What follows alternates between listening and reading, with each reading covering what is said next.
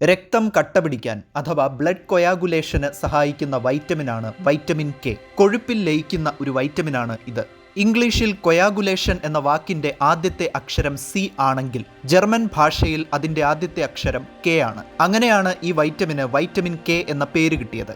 Vitamin കെയെ കൂടാതെ നമ്മുടെ രക്തത്തിന്റെ പ്ലാസ്മയിൽ രക്തം കട്ടപിടിക്കുന്നതിന് ആവശ്യമായിട്ടുള്ള ധാരാളം ഘടകങ്ങൾ അടങ്ങിയിട്ടുണ്ട്.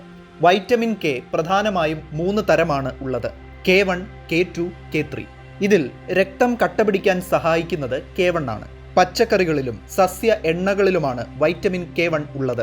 ഫില്ലോക്വിനോൺ, ഫൈറ്റോമെനഡയോൺ എന്നൊക്കെയാണ് വൈറ്റമിൻ K1 അറിയപ്പെടുന്നത്. വൈറ്റമിൻ K2 മെനാക്വിനോൺ എന്ന് അറിയപ്പെടുന്നു. വെണ്ണ, മുട്ടയുടെ മഞ്ഞക്കരു, ചീസ്, പുളിപ്പിക്കലിന് വിധേയമാക്കുന്ന ആഹാര പദാർത്ഥങ്ങൾ, ഇറച്ചി എന്നിവയിലാണ് വൈറ്റമിൻ K2 അടങ്ങിയിട്ടുള്ളത്. മെനഡയോൺ എന്നറിയപ്പെടുന്ന വൈറ്റമിൻ K ആണ് K3. രക്തം കട്ടപിടിക്കാൻ സഹായിക്കുന്ന വൈറ്റമിൻ കെ തന്നെയാണ്. എന്നാൽ രക്തം കട്ടപിടിക്കാൻ സഹായിക്കുന്ന ഫൈബ്രിനോജൻ പോലെയുള്ള മറ്റു ചില രാസവസ്തുക്കൾ പ്ലാസ്മയിലാണ് അടങ്ങിയിട്ടുള്ളത്.